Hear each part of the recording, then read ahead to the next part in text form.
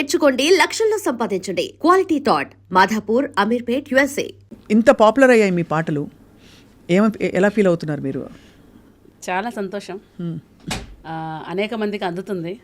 ఒకవేళ అది ట్రోల్ చేసినప్పటికీ మెయిన్ అందులో ఉన్న అర్థం ఏంటో చాలా మందికి అది రీచ్ అవుతుంది.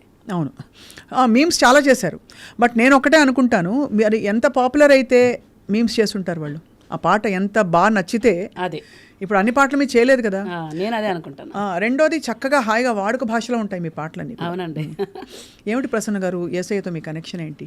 అంటే పుట్టుకతో అలా ఒక మతంలోనో ఒక విధానంలో పుట్టడం వేరు, బట్ ఇలాంటి కనెక్షన్ రావడానికి వాట్ వాజ్ యువర్ ఎక్స్పీరియన్స్? స్వప్న గారు, నిజమే మీరు అన్నట్టు ఏదో పుట్టుకతో వచ్చినది కాదు ఇది. నేను 18 సంవత్సరాల వయసులో యాక్చువల్గా లవ్ ఫెయిల్యూర్ నాది. ప్రేమ అంటే చాలా జెన్యున్గా ప్రేమిస్తాను నేను ఎవరినైనా. సో నేను ఆ వయసులో, అంటే యాక్చువల్గా ఆ టైంలో మనకు పెళ్ళి అన్న దాని గురించి అంత అవగాహన ఉండదు, కానీ ఆ ఏజ్ డేంజర్ ఏజ్. సో ఆ టైంలో నేను ప్రేమించినప్పుడు ఆ వ్యక్తి విదిన్ 1 monthలో ఇంకొక అమ్మాయిని ప్రేమించడం జరిగింది. అది నేను భరించలేకపోయా. అంటే ఒక్కసారిగా నేను బ్రేక్ అయిపోయా. నేను ఎప్పుడు అనుకునేది, ఒక అద్దం పగిలినా మనసు పగిలినా ఇది అతుక్కోదు అన్నట్టు. ఆ టైంలో అంటే నేను బై బర్త్ నాకు తెలుసు యేసుప్రభు, కానీ ఎప్పుడైతే నేను బ్రేక్ అయ్యానో ఆ టైంలో నేను చనిపోవాలనుకున్నా. ఎందుకమ్మా? లవ్ ఫెయిల్యూర్ అన్నాక మీరు చూసారు కదా ఎంత ఫెయిల్యూర్ అంటే ఏమిటి? మీ వైపు నుంచా అటువైపు నుంచా పరిస్థితిని ఎలా అర్థం? యాక్చువల్గా అటువైపు నుండి ప్రపోజల్ నేను యాక్సెప్ట్ చేశా, కానీ నా విదిన్ 1 monthలో ఇంకొక అమ్మాయిని ప్రేమించేసి నన్ను వదిలేస్తే, అంటే ఆ ఏజే అట్లాంటిది. బట్ అటు సైడ్ నుండి నాకు అటువంటి సిచ్యువేషన్ ఎదురవ్వగానే చాలా బ్రేక్ అయిపోయినా స్వప్న గారు. ఆ టైంలో అంటే మీరు ఇప్పుడు కూడా చూస్తుంటారు, లవ్ ఫెయిల్యూర్ అయితే ఎంతగా వాళ్ళు సఫర్ అవుతారనేది.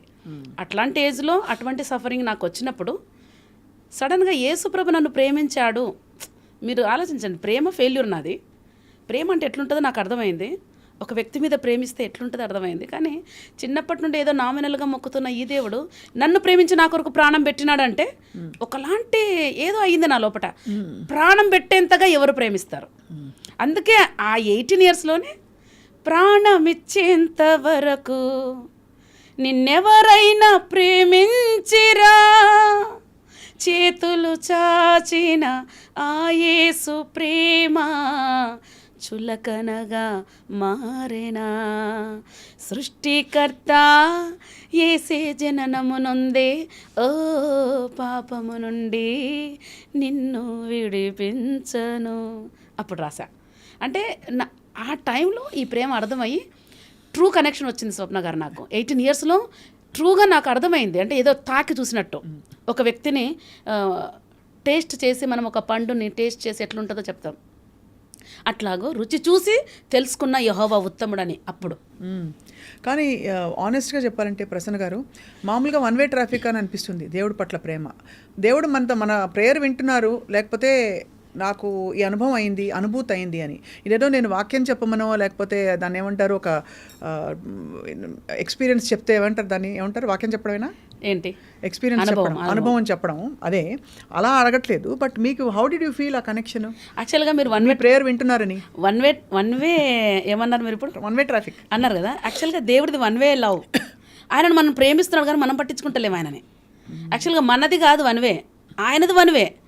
నేను తెలుసుకున్నాక 2 ways అయింది యాక్చువల్లీ. అది సూపర్ కదా, అసలు కేక ఎంత బాగా అర్థం చేసుకోండి. అసలు నాకు అర్థమైంది ఏంటంటే 1 way లవ్ అయినది. ఎందుకంటే నన్ను ఎప్పటి నుండో ప్రేమిస్తున్నాడు ఆయన. గర్భంలో ఉన్నప్పుడే నేను సెలెక్ట్ చేసుకున్నానని బైబిల్ గ్రంథంలో ఉంది.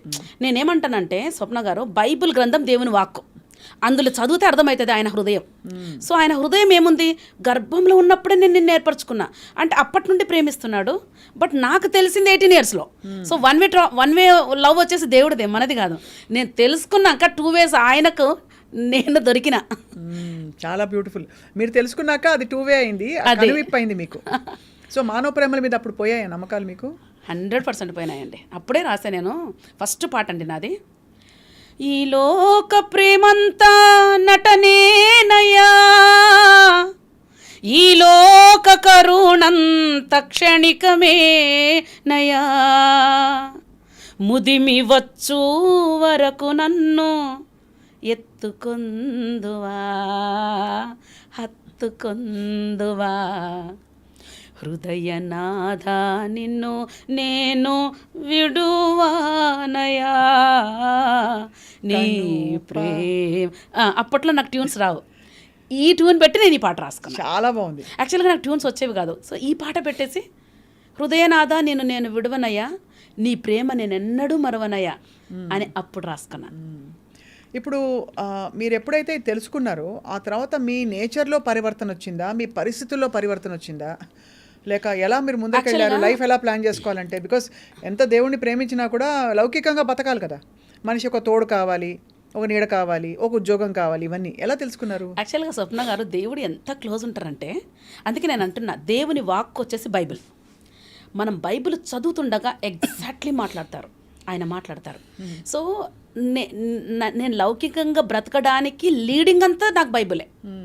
ఎట్లా బ్రతకాలి, ఎట్లా చేయాలి. ఒక టైం వచ్చింది, ఒక సైడ్ దేవుని ప్రేమిస్తున్నా, కానీ ఇంకొక సైడు నాకు అతడే కావాలని ప్రేయర్ చేస్తున్నా. అంటే నా ఉద్దేశం ఏంటంటే దేవుణ్ణి లాగి ఆయనని ఇప్పించుకోవాలా. యాక్చువల్గా దేవుడు మన ప్రకారం మారడు, ఆయన ప్రకారం మనం మారాలి. హీ విల్ వెయిట్, అంతవరకు వెయిట్ చేస్తాడు మన కొరకు, కానీ వదలడు ఆయన. అది చాలా ఇంపార్టెంట్ అండి. అందుకే నేను ఆ టైంలో ఒకటి కనుక్కున్న దేవునిలో, దేవుని నేచర్లో ఒకటి కనుక్కున్నా. యేసయ్యా నువ్వే కావాలి, యేసు ప్రేమలో నేనుండిపోవాలి, ఈ లోక ప్రేమలన్నీ నన్ను విడచి తరలిపోయే, నా యేసు ప్రేమ ఒక్కటే నన్ను విడువక నిలచిపోయే. అంటే ఎంత నేను ట్రై చేస్తున్నా అంటే చూడండి, మన లౌకికంగా మన ఫ్లెష్ ఎట్లుంటుందంటే మాటి కాల్ చేయటం, నువ్వంటే ఇష్టం అని చెప్పటం, లేదంటే చనిపోతామని. ఒక సైడ్ దేవుడితో కనెక్షన్ ఉన్నప్పటికీ మన మన మన ఫ్లెష్ పనిచేస్తుంది, మన శరీరము పనిచేస్తుంది. అందులో దేవుడేదో ఇవ్వాలా, నాకు అతన్నే ఇవ్వాలి. ఆ టైంలో నేను కనుగొన్నది ఏంటంటే, మనిషి ప్రేమ ఏదో అంత ఈజీ కాదు. మనకంటే బాగా ఇప్పుడు పెన్నులు మారుస్తాం చూడండి, మన పెన్స్, మంచి పెన్ను వస్తే పాత పెన్ను పడేసి కొత్త పెన్ను తీసుకుంటాం. మనిషి ప్రేమ అంతే. ఫస్ట్ ప్రేమ చూపించిన తర్వాత ఇంకో దానికంటే మంచిది వస్తే వెళ్ళిపోతుంది, కానీ నా దేవుడి ప్రేమ మాత్రం నిలిచిపోతుంది, స్థిరంగా అలా ఎప్పుడు స్థిరంగా నిలిచిపోతుందండి అసలు. సో నాకు అప్పుడు నేను అప్పుడు LLB చేస్తున్నాను తిరుపతిలో. చాలా ఏడ్చా, 3 సంవత్సరాల నుంచి ఏడుస్తున్నా, 7 సంవత్సరాల నుంచి ఏడుస్తున్నా. నాకు జవాబు ఇవ్వవా అంటే, జవాబు ఇవ్వడం అంటే నా దృష్టిలో అవతల నుంచి నాకు కాలు రావాలా, అది ఇస్తేనే దేవుడు. కానీ దేవుడు ఆయన మన స్వభావంలో మారలేడు, ఆయనది చాలా స్టాండర్డ్ ఉంటుంది ఆయన స్వభావం. మనం ఆయన స్టాండర్డ్లోకి వెళ్ళాలా, అంతవరకు వెయిట్ చేస్తాడు దేవుడు. సో మీరు ఆ స్టాండర్డ్లోకి ఎలా వెళ్ళారు? ఫైనల్ ఎట్లా వెళ్ళానంటే, ఆ రోజు బాగా ఏడ్చానండి, ఏడ్చి ప్రార్థన చేసినాక బైబిల్ అతని ఫోన్ కాల్ రావాలని. అంతే కదా, దేవుని ఎందుకు మొక్కుతారండి, పలానా కోరిక తీరుస్తావా, అంతే కదా. కానీ దేవుడు అట్లా కాదు, దేవుని నేచర్ అది కాదు. మనకు మన ఊహకు మించి, అందుకే యెషయా గ్రంథంలో ఉంటుంది, నీ తలంపులు నా తలంపులు వంటివి కావు, నీ మార్గములు నా మార్గముల వంటివి కావు. ఆకాశమునకు భూమి ఎంత అంటే భూమికి ఆకాశం ఎంత ఎత్తుగా ఉన్నదో అంత ఎత్తుగా నీ గురించి నాకు తలంపులు ఉన్నాయి. ఆలోచించండి, మనం కింద అడిగితే, మీరు ఒక మదర్గా మనము పిల్లలు చీప్ క్వాలిటీ అడిగితే కొనిస్తామా? మన లెవెల్కే కొనిస్తాం కదా. దేవుడికి ఇంకా ఎంత ఉండొచ్చు, ఆయన లెవెల్కి ఇస్తాడు మనకు. అవును. అందుకని నేను ఆ రోజు ప్రార్థన చేస్తూ బైబిల్ ఓపెన్, అందుకే నేను అంటున్నా వాక్యమే నాతో మాట్లాడింది. అక్కడ ఏముందంటే ప్రసంగిలో ఉంటుంది, చూలాలి గర్భమందు ఎముకలు ఎలాగూ ఎదుగుచున్నవో నీకు తెలుసా? తెలీదు డాడీ అన్న, చాలా న్యాచురల్గా. గాలి తూర్పు నుండి వచ్చి పడమటికి ఎట్టెళ్తుందో తెలుసా?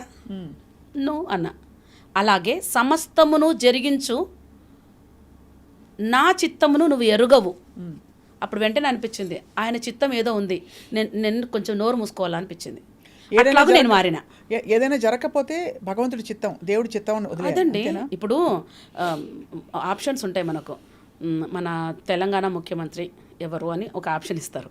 ఒకటి జగన్, 2 వచ్చేసి రేవంత్ రెడ్డి గారని. మనం రేవంత్ రెడ్డి గారు ఎస్ ఆర్ నో అని వచ్చినప్పుడు ఎస్ అని ఇస్తాం, లేదు జగన్ అన్నప్పుడు నో అని ఇస్తాం. 2 కరెక్టే కదా. ఒకసారి దేవుడు ఒక నో చెప్పడంలో ఒక ఎస్ కూడా ఉందంటారు. అంతే. ఇప్పుడు నో అని కొన్ని ఆప్షన్స్కి రైట్ అవుతుంది, కొన్ని ఆప్షన్స్కి ఎస్ అనేది రైట్ అవుతుంది. నో అని మనము టిక్ వేసినా కూడా దానికి మార్కులు వస్తాయి కదా. దేవుడిది కూడా అంతే. ఒక్కోసారి నో అని చెప్పినప్పుడు అది నో అంతే. ఎస్ అని చెప్పినప్పుడు ఎస్. అవి రెండు దేవుని నుండి వచ్చినవే. మనకు మంచి ఏదో ఆయనకు తెలుసు కదా స్వప్న గారు. ఆ నమ్మకం, ఆ బాండ్ ఉండాలి, అంతే కదా. ఆ బాండ్ వచ్చేస్తుందండి ఆటోమేటిక్గా. ఎందుకంటే ఇది సూపర్ న్యాచురల్గా వస్తుందండి, న్యాచురల్ కాదు ఇది. బ్యూటిఫుల్గా చెప్పారు ప్రసన్న గారు. సూపర్ న్యాచురల్ అంటే ఇది ఏదో మనం న్యాచురల్గా ట్రై చేసి పొందుకునేది కాదు, ఇది దైవికంగా రావాల్సిందే. అది సూపర్ న్యాచురల్ అంటారు దాన్ని, అంతే. ఇంకా ఆయన ఎంత ప్రేమిస్తాడో ఆయన చెప్పుకుంటాడు మనకు, అప్పుడు తెలిసిపోతుంది. తెలిసినప్పుడు ఆనంద బాష్పాలు వచ్చేస్తాయి, అంతే. ఆయన ప్రేమ తెలిసినప్పుడు, అంతే. నాకు ఎప్పుడూ ఒక డౌట్ ప్రసన్న, మీరు చెప్పండి. మీరు నేనేమో ప్రియురాల్ని, యేసే నా ప్రియుడు అని రాశారు. యేసు ప్రభుకి మీరు ప్రియురాలుగా రాశారు. తెలుసులే డాడీ అని కూడా రాశారు. దానికి అర్థం ఏంటి? అంటే అక్కడి నుంచి ఇక్కడికి మారడానికి కారణం ఏంటి? అంటే భగవంతుడే సర్వస్వం అని చెప్పడమా? అంతే కదండి. భగవంతుడు అంటే మనము మనుషులుగా ఏం ఆలోచిస్తామంటే ఏదో ప్రియుడు అనకల్లా దాన్ని చెడుగా మాట్లాడేస్తాం. భర్త అంటే అది వేరే సంబంధం, తండ్రి అంటే అది వేరే సంబంధం.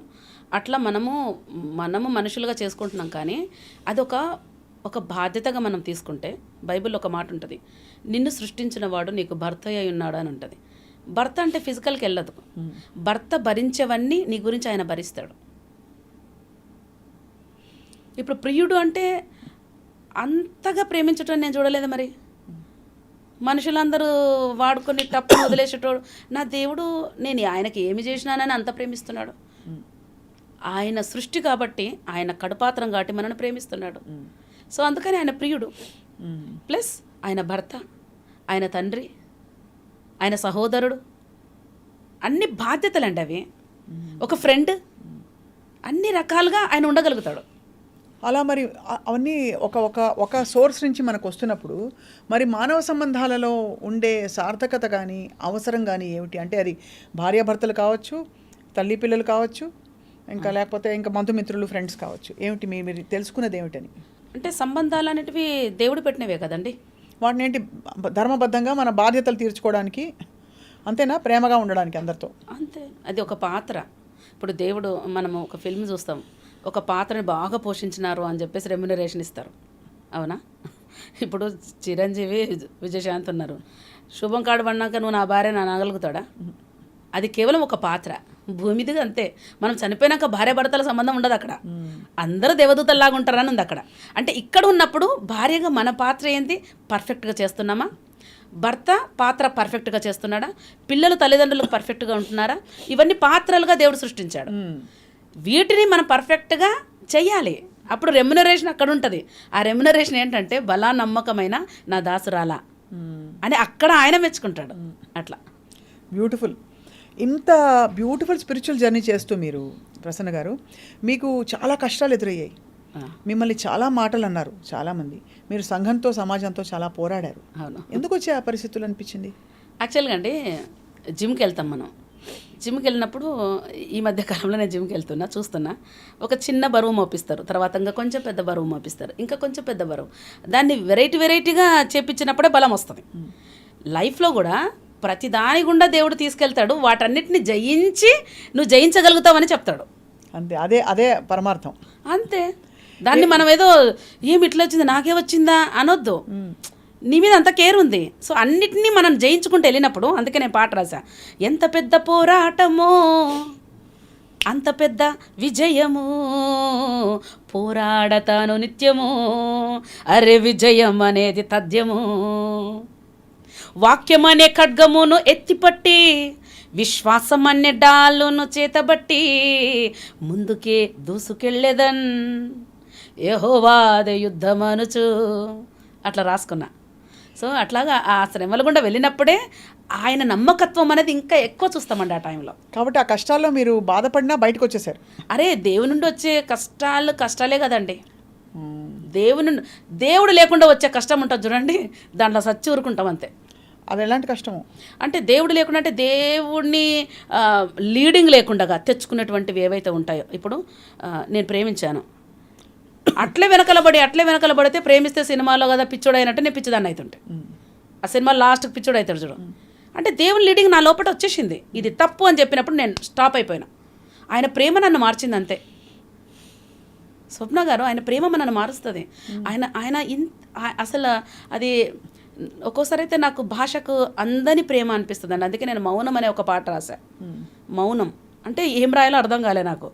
సైలెంట్ ఉన్నా ఏం రాయాలని మౌనం మౌనం పరిశుద్ధాత్మ సన్నిధిలో మౌనం ఇది మౌనం అంటే ఏం రాయాలో అర్థమవుతుంది. అంటే ఆయన ప్రేమను చూస్తే సైలెంట్ అయిపోయినా. సిలువలో నీ మౌనం ముందు నా మౌనం అంటే ఆయన మౌనంగా చనిపోయినాడా, సైలెంట్ అయిపోయినా. ఇంత ప్రేమించావా మౌనం. ఆ పాట చాలా బాగుందండి. నేను యూట్యూబ్లో పెట్టాను కానీ వండర్ఫుల్ సాంగ్. అంటే నాకు నోరే లేదు, అందులోనే రాసా ఇది.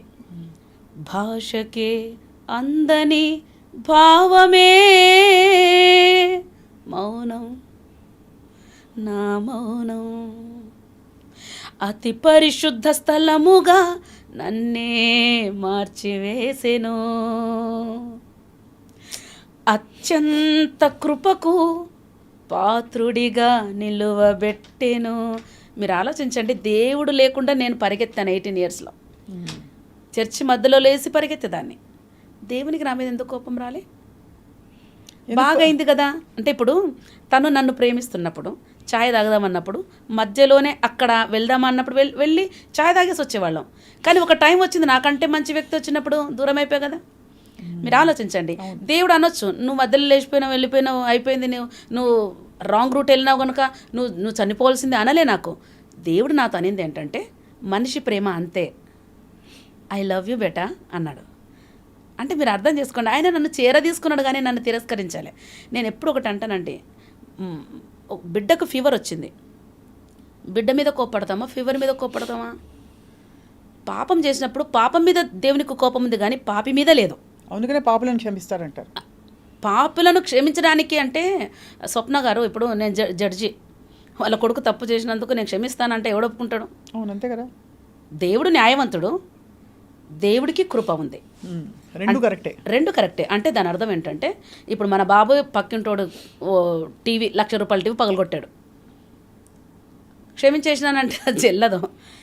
సో వాడు తప్పు చేశాడండి, ఆ డబ్బు నేను కడతా. అది తండ్రి తప్పు చేశాడు, ఓకే, బట్ నేను పెనాల్టీ కడతా.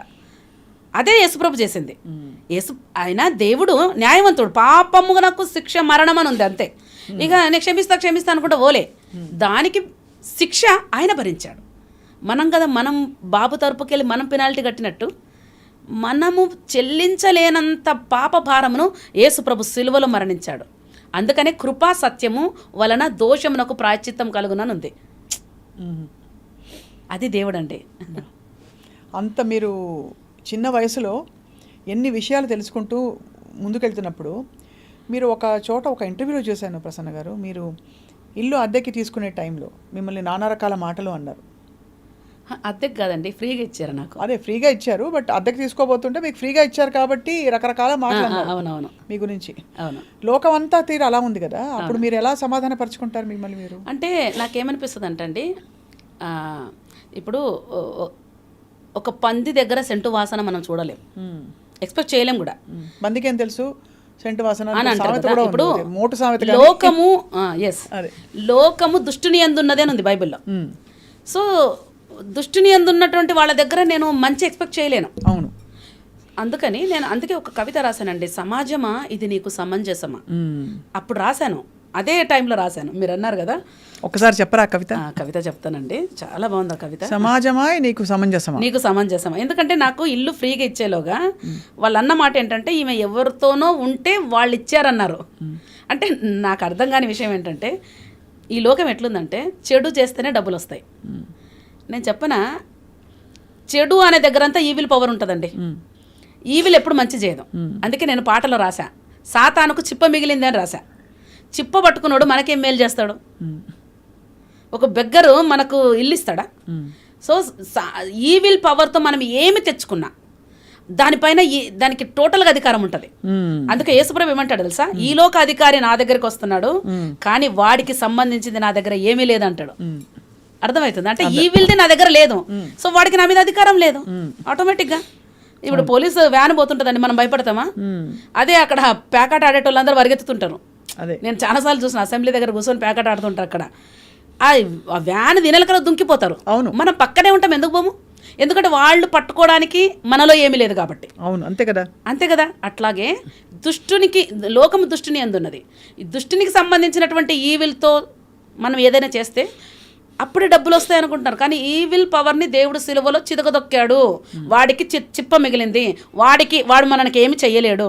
అందుకే నేను స్టైల్ మారింది, నా నడక మారింది, నా మాట మారింది, నా రూటు మారింది. ఇక వాడి కింద కాదు నేను ఉండేది. ఇప్పుడు నేను దేవుని కిందకు వచ్చేసిన, వెలుగు సంబంధిని అయిపోయినాను. ఇప్పుడు చీకటి సంబంధి కాదు నేను. అట్లా రాశాను. ఇప్పుడు మీకు ఆ కవిత వినిపిస్తాను. సమాజమా ఇది సమంజసమా? ఎస్, ఆ కవిత వినిపిస్తాను. అప్పుడే రాశానండి ఇది. అన్యాయాన్ని ఎదిరించమంటావు, ఎదురు నిలిస్తే తెగించిందంటావు. సమాజమా ఇది నీకు సమంజసమా? బ్రతుకలేక పడిచేస్తే అయ్యో పాపం అంటావు. అంతే కదా. అన్ని ఛానల్స్ అంటాయి అయ్యో పాపం అని. రంగుల కలల బ్రతుకుకు మాత్రం పాడెకడతావు. అంటే మన డ్రీమ్ గన ఇట్లా ఉండాలని మనం ధైర్యంగా అడుగేస్తే పాడెకడుతుంది. సమాజమా ఇది నీకు సమంజసమా? గాలి మాటల మేడ కడతావు, ధైర్యపు అడుగును మాత్రం కాల రాస్తావు. సమాజమా ఇది నీకు సమంజసమా? కన్నీటి కళ్ళ వెనుక గాథ వింటావు, నీ దాకా వస్తే నాకెందుకంటావు. బా, సమాజమా ఇది నీకు సమంజసమా? అందుకే ఎదురు తిరుగుతున్నా, నీకు దూరం వెళ్తున్నా, నన్ను నేను నీలో కలుపుకోలేకున్నా, కసితో నా కథ నేనే రాసుకున్నా, ఓటమో గెలుపో ముందుకే సాగిపోతున్నా. అప్పుడు రాసుకున్నా నీ కవిత. నా కథ నేనే రాసుకుంటా, నేను నీతో కలవలేను, ఇంకా నేను సొసైటీలో ఉన్నా అనేది నేను తీసేస్తాను. ఎందుకంటే సొసైటీకి అసలు అర్థం పర్థం లేని సొసైటీ ఇది. అందుకనే నేను చాలా దూరం ఉంటానండి సొసైటీకి. అవునా? అసలు కలవరా? ఫ్రెండ్స్ గిన్స్ ఉంటారా? అందరు ఉంటారు నాకు. అసలు మనసు మీరు ఎక్కడ పెట్టరు, అది అక్కడే పెడతారు. అంతే. అంతేనా? మరి మీ తెలిసిపోతుందండి, రియల్గా ప్రేమించే వాళ్ళు, డూప్లికేట్గా ప్రేమించే వాళ్ళు తెలిసిపోతుందా? ఈజీగా గుర్తుపట్టవచ్చు. కుటుంబం ప్రసన్న గారు మీకు? నాకు 2 పిల్లలండి. పాప ఇంటర్ 2nd ఇయర్, బాబు వచ్చేసి 6th class. 12 years, 5 years gap ఇద్దరికి. దేవుడు ఎరుకలోకి వచ్చాక కూడా మీరు కష్టాలు పడ్డారు కదా, వివాహం సంబంధించి అండ్ ఆల్ దట్. మరి అది ఎలా సమాధాన పడ్డారు? నేను దేవుడి మాటల మార్గంలోనే ఉన్నాను కదా అంటే అన్నీ కరెక్ట్ చేయాలని అనుకోవచ్చు కదా మీరు. అర్థం కాలేదండి. సో మీరు అంటే ఫర్ ఎగ్జాంపుల్ మీ ఇంట్లో మీకు చిన్న చిన్న గొడవలు కావచ్చు, విడిపోవడాలు కావచ్చు, ఇవన్నీ భగవంతుడి మార్గంలో ఉన్నప్పుడే ఎలా జరిగాయని మీరు ఎలా సమాధాన పడ్డారు? ఎందుకంటే మీరు 18 yearsకి ఒక హార్ట్ బ్రేక్ అయింది. అవును. ఆ తర్వాత మీరు జీవితం తెలుసుకుంటూ సరే అనేక పరిస్థితుల్లో సందర్భాల్లో వస్తున్నప్పుడు కూడా ఇంకొక హార్ట్ బ్రేక్ కూడా దాదాపు అయినట్టే కదా. దాన్ని ఎలా సమాధాన పడి రెండోసారి ఎందుకు జరిగింది ప్రభా అని అడగలేదా? నేను అడగలేదు. అప్పటికే నాకు దేవుడి యొక్క విలువ నాకు అర్థమైంది. యాక్చువల్గా నేను విడిపోవడానికి కారణం ఏంటంటే, నేను 18 yearsలో దేవుని నమ్ముకున్నా. ఆయన ప్రేమ నాకు అర్థమైంది. అసలు మీరు నమ్ముతారో నమ్మరో, నవ్వు అంటే ఎట్లుంటుందో మర్చిపోయానండి 18 yearsలో.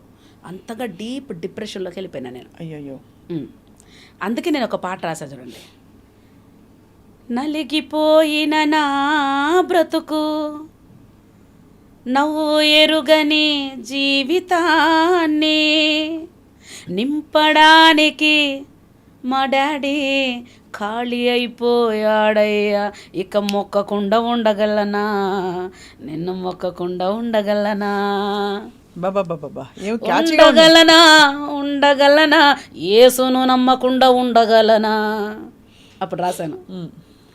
అంటే నవ్వు ఏదో ఎరగని నన్ను ఆయన బ్రతికిస్తే కదా ఆయనకు భార్యనైనా నేను. అంతే కదా. సో నాకు మెయిన్ రూట్స్ మర్చిపోలే నేను. నా దేవుడి కంటే ఎక్కువ నాకేది కాదు. ఆయన నన్ను బ్రతికించినప్పుడు సింపుల్గా నువ్వు పాటలు పాడకూడదు, యూట్యూబ్లో పెట్టకూడదు పాటలు, తర్వాత మీటింగ్స్కి వెళ్ళకూడదు. అరే నేను ఇప్పుడు ఒక డాక్టరే ఏదైనా మేలు చేస్తే 10 మందికి చెప్తాం, వాళ్ళు అట్లాంటి శ్రమలో ఉన్న వాళ్ళకి చెప్తాం. అటువంటిది నా దేవుడు చేసినది నేను చెప్పకుండా నువ్వెవరు ఆపడానికి? ఇప్పుడు ఇప్పుడు ఆయనకి ఇల్లీగల్ కనెక్షన్స్ ఉండేవి, నాకు పెద్ద అనిపించలే, కానీ చెప్పేదాన్ని. ఇల్లీగల్ కనెక్షన్లో ఉండి ఒకవేళ నువ్వు చనిపోతే దేవునికి దూరం అవుతావు అని చెప్పేదాన్ని. నాకు అవన్నీ పెద్ద ప్రాబ్లం అనిపించేది కాదు. కానీ దేవుణ్ణి పక్కన పెట్టు అన్నప్పుడు అది నాకు నంబర్ 1 ప్రాబ్లం. నేను అందుకే రాశాను. ఏం పాట రాశానంటే ఆయన ఉన్నప్పుడే రాశాను ఇది. జీవము కలిగిన దేవుని సంగమా, నిన్ను ఆపడం ఎవడి తరమో చెప్పుమా, నిన్ను ఆపడం ఎవడి తరమో చెప్పుమా. బ్యూటిఫుల్. క్రీస్తే శిరసయ్యుండగా నేనే శరీరమంటివి, క్రీస్తు కనులలో నిండుగా కంటి పాప నేనంటివి, నిన్ను ముట్టడము ఎవడి తరము చెప్పుమా. అప్పుడు కాలంలో రాసిన పాట. ఇంకొక పాట రాశానండి. ఒకసారి ఏదో ఇట్లా ఛానల్లో నన్ను పిలిచారు. నా పాటలు చాలామందికి ఆదరణ కలిగిస్తే వాళ్ళు ఏం చేశారంటే ఒక 1/2 అవర్ ప్రోగ్రాం పెట్టి లైవ్లో రిసీవ్ చేసుకోవాలి నేను కాల్స్. నన్ను పంపించేవాడు కాదు ఈయన. అయితే నేను కోర్టుకు వెళ్తున్నానని చెప్పి అక్కడికి వెళ్ళిన తర్వాత నేను అది ఎవరో లైవ్లో చూశారు, మా హస్బెండ్కి చెప్పారు. వెంటనే కోపం చేసేసి నా మీద, నువ్వు ఎట్లా పోతావు నువ్వు అది ఇది అనేసి మీదికి కొట్టడానికి వస్తే నేను అన్నా, ఇప్పటి నుండి నేను నిజం చెప్తా, నువ్వు పంపిస్తావా? నిజం చెప్పిపోతా. నేనైతే దేవుడు దాపను, ఇంపాసిబుల్. ఎందుకంటే నేను బ్రతికినా కాబట్టి నీకు భార్యనైనా, ఆయన నన్ను బ్రతికించాడు. సో నాకు ఆయననే దూరం చేస్తే నేను ఎందుకు బ్రతికేది? సో నేను డైరెక్ట్గా చెప్పేశా. అప్పుడు ఆ టైంలో చాలా దుఃఖం అనిపించి ఈ పాట రాశా. ఏం రాశానంటే, ఆ రోజు వర్షం వచ్చిందండి. కింద పిచ్చి పూలన్నీ ఇట్లా అవి రెడ్గా అన్ని రకాలుగా ఉంటాయి. చూసారా స్వప్న గారు? చిన్న ఫ్లవర్స్ చాలా ముద్దుగా ఉంటాయి అవి. అవన్నీ ఇట్లా వికసించాయి. నా బాబు చిన్నోడు అన్నం పెడుతూ చూసా. అప్పుడు రాసాను ఈ పాట. ఎవరు ఆపగలరు పూలు వికసించకుండగా,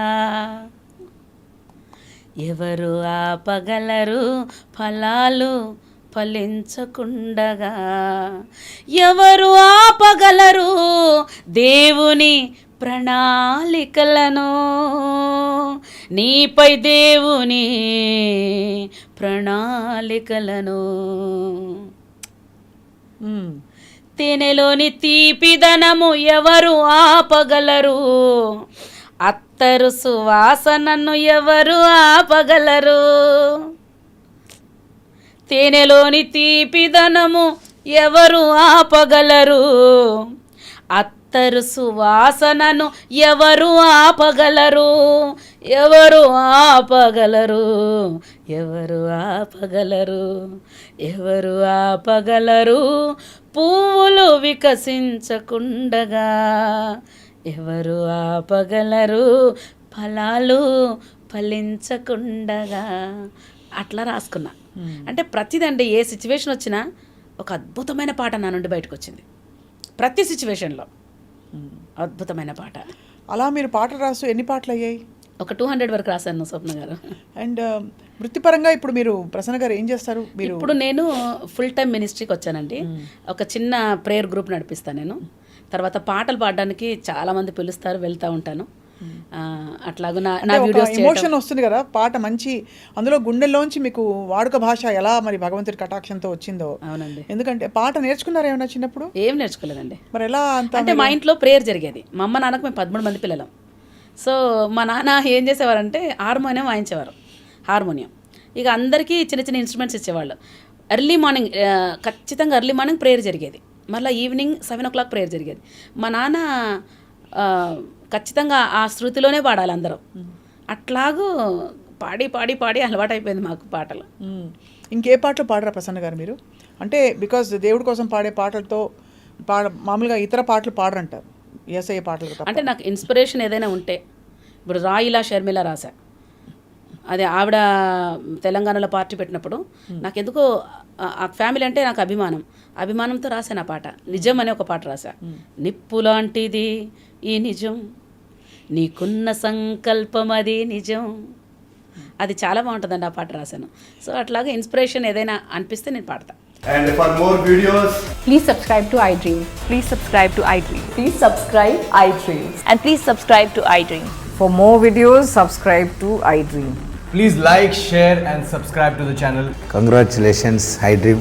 Subscribe to iDream. Subscribe to iDream. So subscribe to iDream Media. iDream కి iDream టీమ్ అందరికీ huge congratulations. Please subscribe iDream Media. Please subscribe to iDream. Subscribe iDream. Please subscribe to iDream. I dream అంటే నా కళల ఛానల్ను subscribe చేసుకున్న నోరు తిరుగుతలేదు, మీరైతే గంట గుర్తు కొట్టండి. For more such videos, please subscribe to iDream. Subscribe to iDream. Please subscribe to iDream. Please subscribe iDream Media. Please do subscribe to iDream. Please subscribe to iDream Media. For best entertainment and information, please subscribe iDream. And don't forget to subscribe to iDream.